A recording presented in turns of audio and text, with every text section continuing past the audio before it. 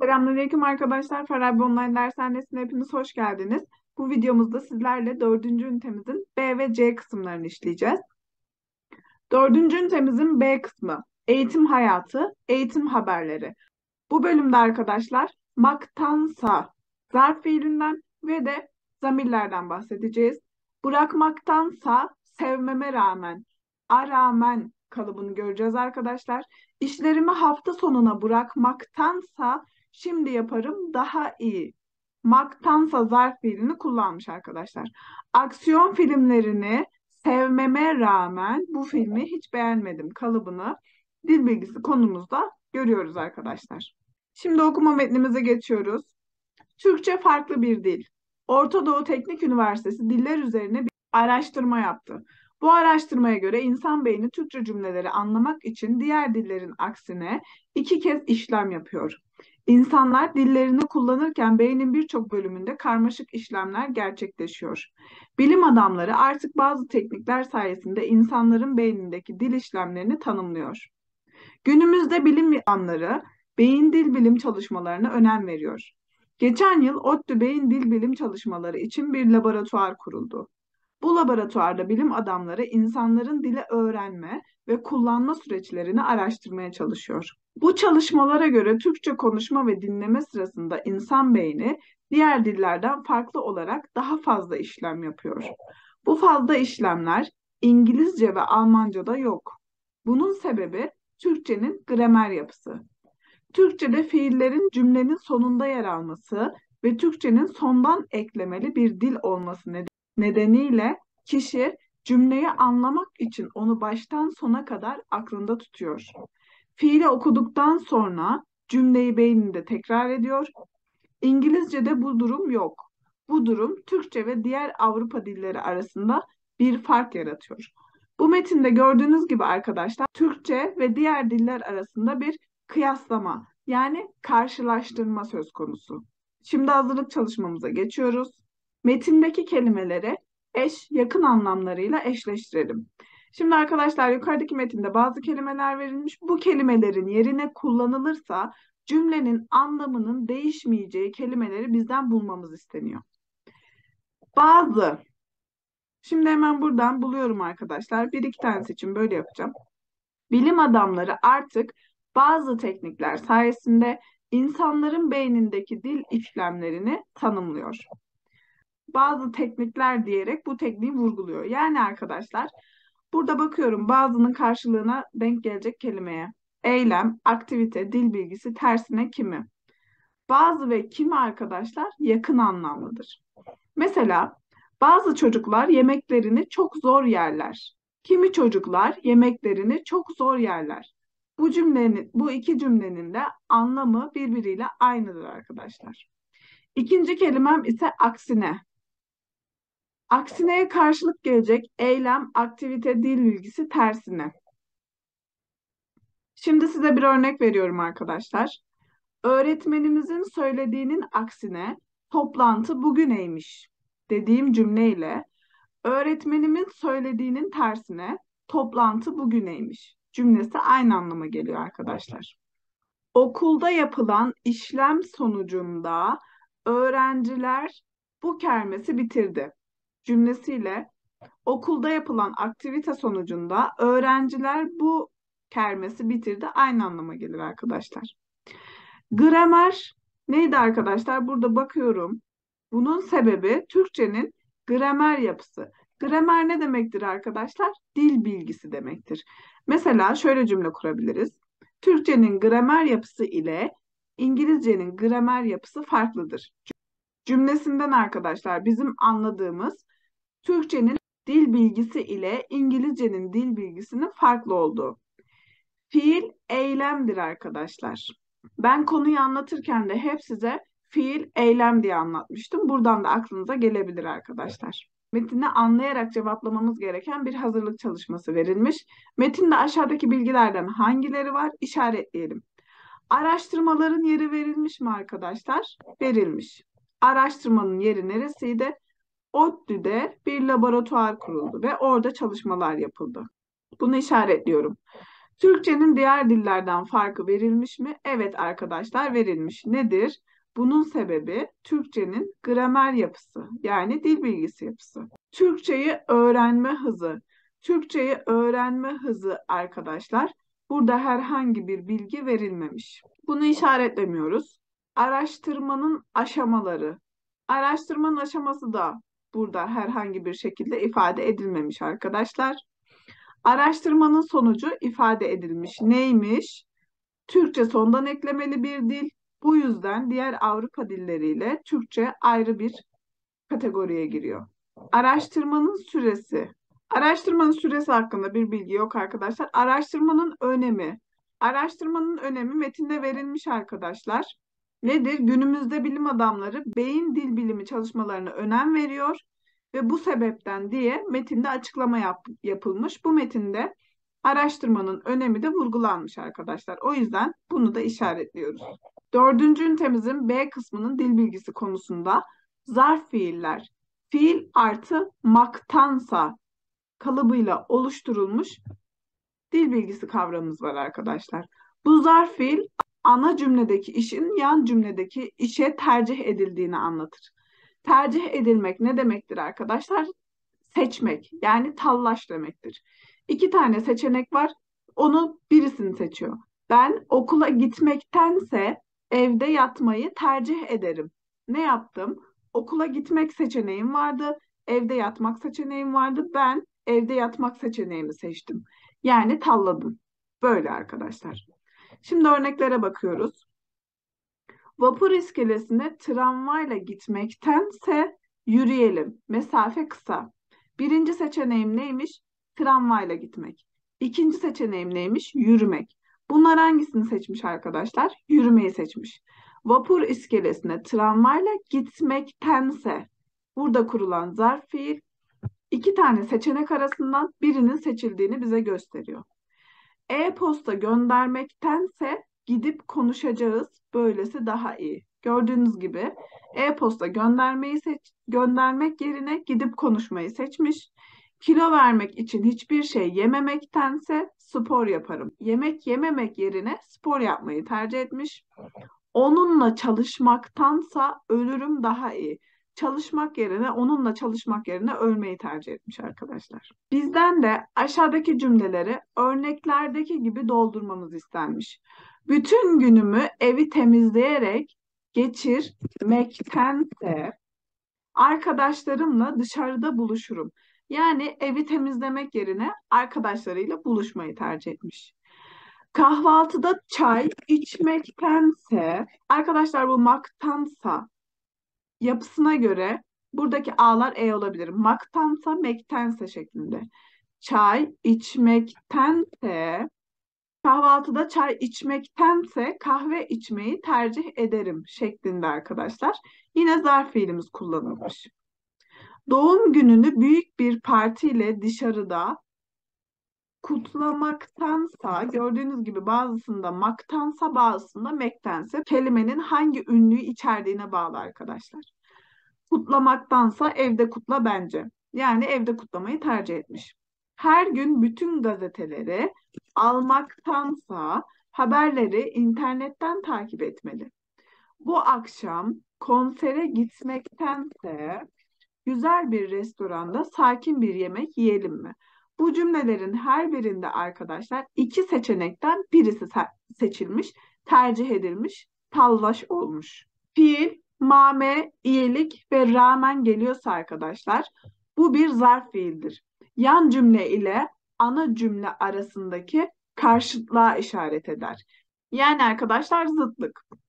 Havanın kötü olmasına rağmen gezimiz iptal olmadı. Olumsuz bir olay var, hava kötü ama buna rağmen gezi iptal olmadı. Yani bir olay olumlu, pozitif, bir olay negatif. Spor yapmamasına rağmen oldukça sağlıklı görünüyor. Olumsuz olan olayımız ne? Spor yapmaması. Olumlu olan olay ne? Sağlıklı görünmesi. Aşağıdaki cümleleri örnekteki gibi doldurmamız istenilmiş arkadaşlar.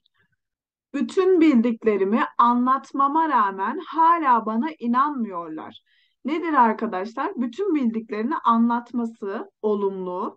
İnanmamaları olumsuz. Yani iki karşıtlık, biri olumluyken biri olumsuz. 3 haftadır e-posta göndermeme rağmen hala bir cevap yok. Yani olumlu iş e-posta göndermesi, olumsuz iş hala cevap alamaması arkadaşlar. Bunun gibi arkadaşlar, biri olumlu, biri olumsuz oluyor. Eğer cümlemizde me rağmen zarf fiili kullanılıyorsa. Bütün evi aramama rağmen kayıp anahtarı bulamadılar. Herhangi bir istekte bulunmamama rağmen, bunun olumsuzu bulunmamama rağmen bana bir kutu kitap göndermişler. Defalarca hatırlatmama rağmen yine camı açık bırakmışsın. Kadir çok çalışmasına rağmen sınavı geçemedi. Onu saatlerce beklememe rağmen gelmedi. Defalarca ilan vermeme rağmen işe kimse başvurmadı. Gözlük takmama rağmen iyi göremiyorum şeklinde biri olumlu, biri olumsuz cümleler varsa arkadaşlar burada zarf fiil rağmen kullanabilirsiniz. Okula gitmeme rağmen derslerimde başarılı olamıyorum. Okula gitmem olumlu, derslerimde başarılı olamamam olumsuz arkadaşlar. Dördüncü ünitemizin C kısmı. Eğitim hayatı, her yaşta eğitim. Zorluklara rağmen, sevmesem bile şeklinde yine zarf fiillerle devam ediyoruz arkadaşlar. A rağmen, e rağmen.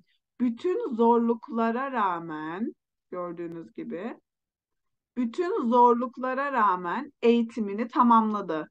Sebzeleri sevmesen bile yemelisin şeklinde zarf fiillerimiz mevcut arkadaşlar.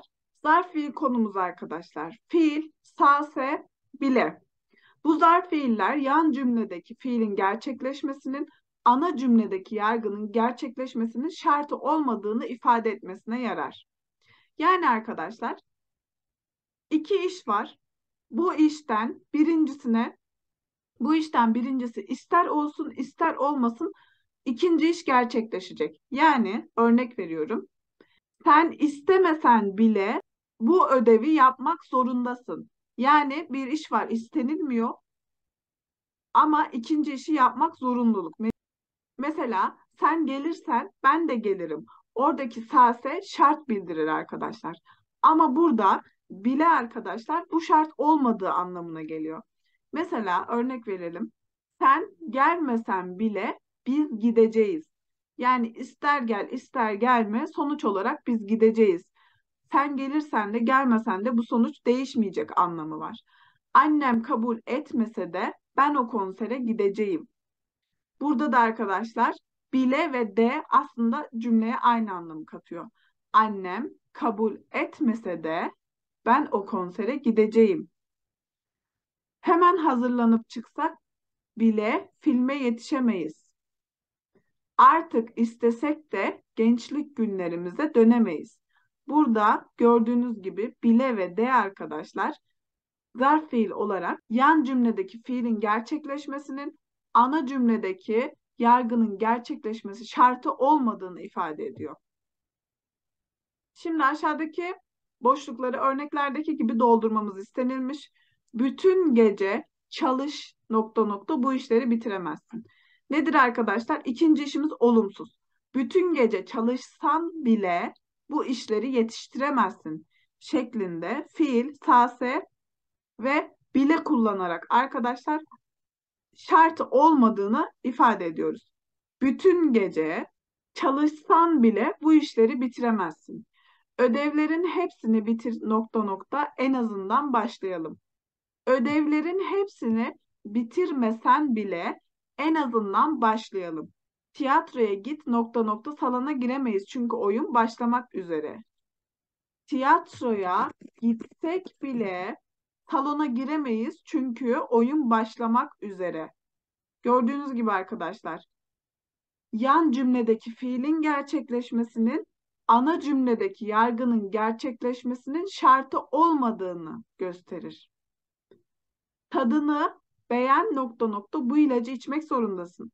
Tadını beğenmesen bile bu ilacı içmek zorundasın.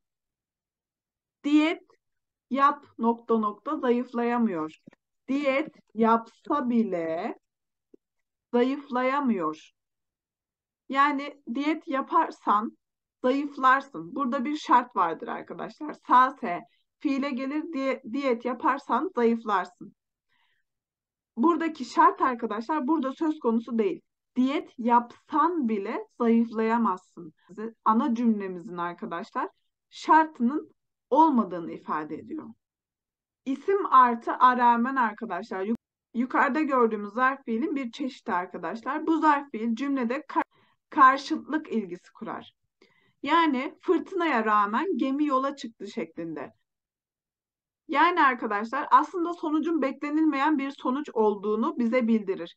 Fırtınaya rağmen gemi yola çıktı cümlesinde arkadaşlar fırtına var. Aslında nedir? Geminin yola çıkılmaması gerektiğini düşünüyoruz. Ama buna rağmen isme AE ve rağmen eki gelince arkadaşlar bu nedir? Zarf fiildir. Fırtınaya rağmen gemi yola çıktı. Bütün hatalarına rağmen onu affedeceğim. Hata nedir? İsimdir arkadaşlar. Hatanın kökü hatadır. Hatalarına rağmen kelimesinin kökü hatadır. Buna bakıyorum. Mak, mek eklerim yani mastar eklerimden geliyor mu? Hayır. Bu kelime isimdir ve buna AE eklerinden biri gelmiş. Hatalarına rağmen kalıbını sağlamış. Onu affetmeyeceğim. Yine burada karşıtlık ilgisi kurulmuş. Trafiğe rağmen zamanında havalimanına ulaştık. Trafik isimdir arkadaşlar. AE eklerinden birisi gelmiş. Rağmen bunu arkadaşlar zarf fiil yapmış. Kalabalığa rağmen İstanbul'u seviyorum şeklinde. Kalabalığına rağmen İstanbul'u seviyorum. Yine burada zarf fiil halinde kullanılmış arkadaşlar. Karşıtlık söz konusu vardır. Kalabalık olması aslında sevmemesini düşündürür ama buna rağmen seviyorum da karşıtlık ilgisi kurar arkadaşlar. Bu şekilde arkadaşlar dördüncü ünitemizin B ve C kısımlarını bitirmiş bulunuyoruz. Şimdi arkadaşlar sizlere zamirlerden bahsetmek istiyorum. Zamirler pek çok yerde karşımıza çıkıyor. Okuma metinlerimiz olsun, öğelen örneklerimiz olsun. İsimlerin yerine kullanılan kelime veya eklere zamir diyorduk arkadaşlar, değil mi? Nisa çalışkandır. Bu bizim cümlemiz. O çalışkandır dediğimde arkadaşlar o kime karşılık kullanılmış? Nisa'ya karşılık. Bu yüzden o nedir? Zamirdir. Çocuklar sokağa çıktılar. Onlar sokağa çıktılar. Buradaki onlar nedir arkadaşlar? Çocukların yerine kullanılmış. Ali ve ben iyi anlaşırız. Ali ve ben yani biz. Biz iyi anlaşırız. Yine arkadaşlar ismin yerine kullanılmış zamir örneğidir. Zamirler arkadaşlar hal eki alabilirler. Ben, beni, bana, sen, seni, sana şeklinde arkadaşlar. Ve arkadaşlar bu zamirler çoğul eki alabilirler. Yani Ali ve ben bizdik. Ali, ben ve Fatma dediğimiz zaman bizler şeklinde arkadaşlar çoğul eki alınabilir. Burada dördüncü ünitemizde daha çok çoğul eki almış ismin yerine geçen zamirlerimiz verilmiş arkadaşlar. Ali ve arkadaşları çok güzel bir proje yaptılar dediğimiz zaman arkadaşlar Ali ve arkadaşları yani onlar şeklinde ismin yerine geçerek zamir olarak kullanılıyor arkadaşlar. Evet arkadaşlar dördüncü ünitemizde zarf fiillerden ve zamirlerden bahsettik. Okuma metinlerimizi ve çalışmalarımızı sizlerle birlikte yaptık. Bir sonraki videomuzda beşinci ünitemizde sizlerle birlikte olacağız. Hepiniz Allah'a emanet olun. Kendinize dikkat edin.